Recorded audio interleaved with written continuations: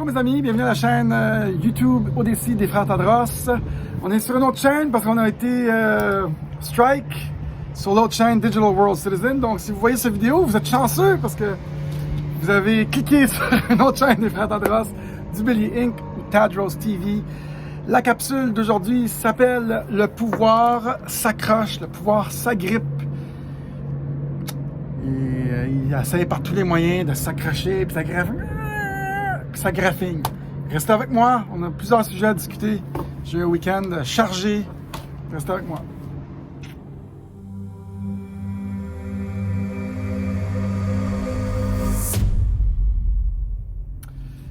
Bonjour mes amis, j'espère que ça va bien. Bienvenue à la chaîne des Frères Tadros. Vous écoutez Daniel Tadros. Ici, on regarde la société et l'actualité de façon spirituelle, aussi de façon technologique, pour essayer d'affecter le nouveau monde, de créer le nouveau monde. On a aussi une autre chaîne qui s'appelle Tadros Brothers. Et sur cette chaîne-là, on parle de crypto-monnaie. Et notre spécialité, c'est la gouvernance du futur. Que seront les gouvernements? Qui va nous gouverner? Est-ce qu'on va vouloir être gouverné? C'est particulièrement un sujet qui nous intéresse beaucoup. Vous écoutez Daniel Tadros, je pense que je l'ai déjà dit, hein? C'est pas Eric. Faites like, subscribe, mettez un petit commentaire. Je suis de retour de Playa del Carmen depuis à peu près 3 semaines. Je suis arrivé ici au Québec un peu irrité de comment les gens, le mindset des gens. J'étais même un peu frustré. Puis j'ai eu beaucoup de discussions avec beaucoup de gens. Évidemment, être confiné pendant 2 semaines, c'est en prison pour rien après avoir produit 3 tests négatifs. Je vous dis en partant, demandez-moi la vidéo gratuite Bitcoin en refuge pour le grand reset. Bitcoin a subi une baisse à près 40% hier. Et ça veut dire que la montée va être fulgurante. On s'attend à un Bitcoin à un prix de 200 à 300 000 cette année ou début 2022, du prix courant de 50 000. C'est vraiment une façon de donner un coup de poing à l'État pour être plus souverain. Et c'est vraiment une façon aussi de sécuriser notre futur parce que c'est l'acquis, l'asset class, qui est le plus rentable depuis 13 ans. Demandez-moi la vidéo Bitcoin en refuge pour le grand reset. Je donne la vidéo, le cours complet pour 99 $, ceux qui me disent le nom de cette capsule. Et le nom de cette capsule, c'est le pouvoir s'agrippe, le pouvoir s'accroche. Et hier soir, avant de me coucher, j'ai eu une discussion avec mon gars de 14 ans. Et j'ai essayé d'expliquer comment que les dynasties familiales, ceux qui sont enrichis il y a peut-être 100, 200 ans ou plus, ont encore cette richesse-là, cette abondance-là, mais ils ne sont pas connus, on n'en parle pas, on ne sait pas ce qu'ils font avec cet argent. On appelle ça des dynasties familiales. On peut parler des Rothschild, on peut parler des Rockefeller qui sont enrichis sur le pétrole, les Rothschild avec le cartel bancaire, mais il y en a d'autres. Et si vous pensez que leur fortune a simplement disparu et qu'ils ne l'utilisent pas, ils font rien avec, détrompez-vous, parce qu'ils contrôlent aujourd'hui notre monde, ils contrôlent nos institutions, ils contrôlent nos valeurs, ils contrôlent les systèmes, ils contrôlent la démocratie et ils contrôlent pas mal tout. Et quand on parle de gens, ils vont dire « Ouais, mais t'as pas la preuve. » Et ça, c'est bien drôle, parce que quand on a autant d'argent, est-ce que vous pensez qu'ils sont juste débarrassés et qu'ils font rien avec? Un coup, quand tu as assez d'argent, puis on parle aussi de la famille royale, ils cherchent juste à modeler, à façonner le monde dans lequel ils vivent. Et je pense qu'ils développent même peut-être un dédain pour la race humaine ou... Moi, c'est ce que je transmets là, dans cette... je canalise, si on veut, dans cette capsule-là. Et les gens semblent avoir des œillères, ils veulent pas en parler, ils veulent pas avouer que absolute power corrupts absolutely, puis ils veulent pas arriver à cette réalisation-là. Je sens ça ici, puis ça me dérange. Pourtant, c'est tellement facile à comprendre. Hein? Un coup qu'on a de l'argent, est-ce que vous pensez qu'on le perd? Non, ça fait juste compound interest, l'intérêt cumulé, les rend de plus en plus riches à toutes les années, avec de plus en plus de pouvoir sur notre planète. Et dans cette traversée pour l'humanité, on est en train de purger ce mal. Mais nous devrons tous aller à la limite de notre relation avec l'autorité qui nous impose ces mesures. Et la seule raison pourquoi ils nous imposent ces mesures, parce que les boss de notre planète ne sont pas nos pays. Ce n'est pas nos pays qui sont si bienveillants. C'est les autorités en haut des pays qui sont l'OMS et qui sont le FMI qui gère en quelque sorte les mesures sanitaires, le narratif de nos pays. Et c'est facile à comprendre, mais il y a beaucoup de monde qui vont dire « Ouais, mais on n'a pas la preuve. » Regardez seulement l'incohérence. Et il y en a qui essaient de justifier l'incohérence des pays. Ils disent « Ouais, mais, ils me protègent, mais. » Et là, ça, vous le faites à l'envers, puis vous pensez encore que les boss en haut de nos pays sont bienveillants. Mais non, ils ne sont pas bienveillants.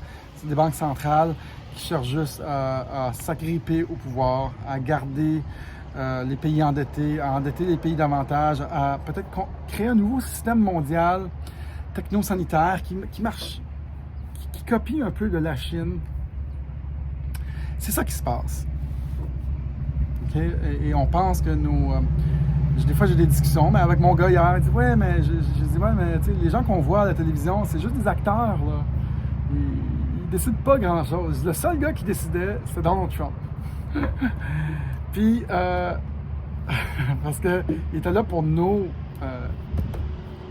intérêts. Et il y a beaucoup de choses qui se passent, je crois, qui se trament en fond d'écran, dans le fond, avec Trump, parce qu'on entend parler des juges avec Jeffrey Epstein, on entend parler de beaucoup de choses qui se placent, et je ne pense pas que c'est terminé, tout ça. Et c'est juste un feeling, on n'est pas réseau d'information ici. Moi, ce que je vois, ce que je ressens sur cette planète présentement, c'est qu'il se trame des choses, il se trame un dévoilement qui a été simplement remis depuis le mois de mars, qui était supposé avoir de quoi au mois de mars, 20 janvier, tout ça. Ça a été repoussé. Et là, je sens vraiment que suite à l'éveil des populations, ça s'éveille, là, ici, surtout au Québec, là, je sens qu'il se pose des questions plus sérieuses face à nos autorités. Et là, je pense que c'était le moment attendu pour peut-être arriver avec des choses plus concrètes au niveau de Trump, au niveau de Jeffrey Epstein, au niveau de toutes les mauvaises forces sur la planète, le mal contre le bien.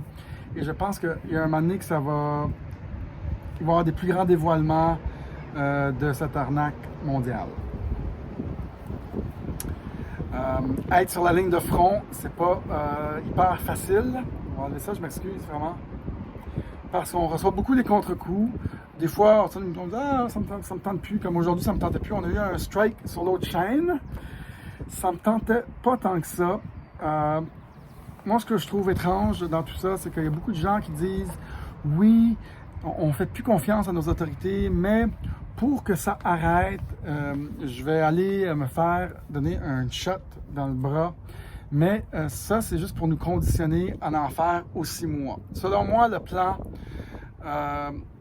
qu'ils veulent, c'est qu'ils veulent nous habituer à faire des shots, pour pas dire le mot, de façon régulière, puis que même si ce qu'il y a là-dedans, présentement, c'est correct, c'est peut-être pas dangereux, je pense qu'à un moment donné, ils vont s'en servir pour un contrôle des populations mondiales. C'est ça comme le plan, peut-être réduire notre activité dans la glande pinéale pour réduire notre libre arbitre ou notre désir d'être revendicateur ou de confronter.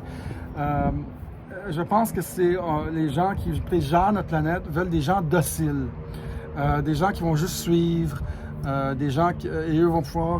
Oh, j'échappe mes bagues. C'est drôle, mes 2 bagues, je les échappe. Et je pense que si on était les maîtres du monde, on voudrait une population de 7 milliards de personnes qui ne ferait pas d'opposition. avec les systèmes qui ont été développés au fil des ans, les systèmes de vote, les contrôles des médias, ils ont déjà un contrôle presque complet, hein, on le voit là, par la façon que les gens sont conditionnés suite aux choses qu'on fait jouer dans les médias. Mais là, je pense qu'ils cherchent avec ce plan qu'ils sont en train de bourrer parce que les gens s'éveillent, hein, beaucoup. Ils sont en train de bourrer d'après moi. Je pense qu'on va voir, on voit déjà un très grand éveil. Ils sont en train d'échapper le ballon. Ils sont en train de l'échapper. Ils essaient juste de s'agripper. Et plus ils s'agrippent à ce pouvoir, plus les gens vont s'éveiller, parce que plus les mesures vont être contraignantes, vont être incohérentes, etc. Et donc, pour moi, je vois ça très positivement, mais je pense qu'on va avoir des moments où on va sentir que le mal est en train de gagner et que ça finira jamais, mais ça va finir. Et tous, nous allons participer à la destruction des vieux systèmes. C'est mon analyse de ce qui se passe. Je pense dans ce passage-là, dans cette traversée-là, les lanceurs d'alerte vont tout être bannis. Il va falloir tous aller sur Odyssey. Il va y avoir d'autres façons qu'on va rallier les gens, mais ils ne pourront pas mettre le couvert sur le chaudron. Ça va être impossible, selon moi. Et la crypto-monnaie va participer à nous libérer, parce que c'est le deuxième système décentralisé que l'humanité va adopter. Et si les pouvoirs sont encore là, ils pourront reprendre le contrôle de ça plus tard, comme ils ont fait avec Google et tout ça. Mais je pense qu'ils vont perdre le contrôle complet et on va réformer nos sociétés. Et donc, la crypto-monnaie va seulement participer à démocratiser davantage l'argent et démocratiser davantage la centralisation des services financiers et les autres, et faire tomber les banques centrales. Vous pouvez réfléchir à ça un peu, et j'aimerais terminer avec nous, on a eu un strike à cause de Bernard Lachance et de l'entrevue avec Bernard Lachance. C'est pour rien. Et j'ai aimé ce qu'ils ont dit dans l'entrevue avec Bernard Lachance. They cannot kill us all. Ils ne peuvent pas tous nous tuer. Ils ne peuvent pas tous nous bannir. Nous allons... we will resist. Et nous allons rentrer dans cette renaissance, dans ce nouveau monde. Ça va être incroyable. Soyez forts, soyez patients. C'était Daniel Tadras en direct du Richelieu. Vous savez quoi faire, mettez like, subscribe, mettez un petit commentaire. Et moi, sur une note personnelle, je suis au Québec, je repars au Mexique. Mais je sens un peu moins l'intérêt de faire des vidéos parce que c'est pas payant et il faut gagner notre vie, donc je mets mes intérêts ailleurs. Ceux qui veulent faire des dons, merci, ça l'aide. Donc ils ont démonétisé notre chaîne, on faisait quelques milliers par mois avec les 3 millions de vues qu'on avait. Maintenant, c'est pas payant. J'adore faire ça, mais je dois mettre mes efforts là où je peux gagner ma vie. C'est ça la vie. Et donc, ils nous ont tous amenés avec l'argent parce qu'il faut en gagner de l'argent pour vivre. C'est pour ça que les policiers ne parlent pas, c'est pour ça que les infirmiers médicaux, tous les gens les professionnels de la santé ne parlent pas, c'est pour ça que tout le monde ne parle pas.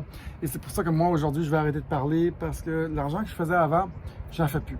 Et donc, j'arrête de parler parce qu'ils me censurent, ils me bloquent, ils enlèvent mon argent. Allez, m'arrêter de parler, poursuivre ma vie, puis je vais laisser les gens faire leur propre chemin. C'est le mal, ça marche. Salut tout le monde, à la prochaine. Bye.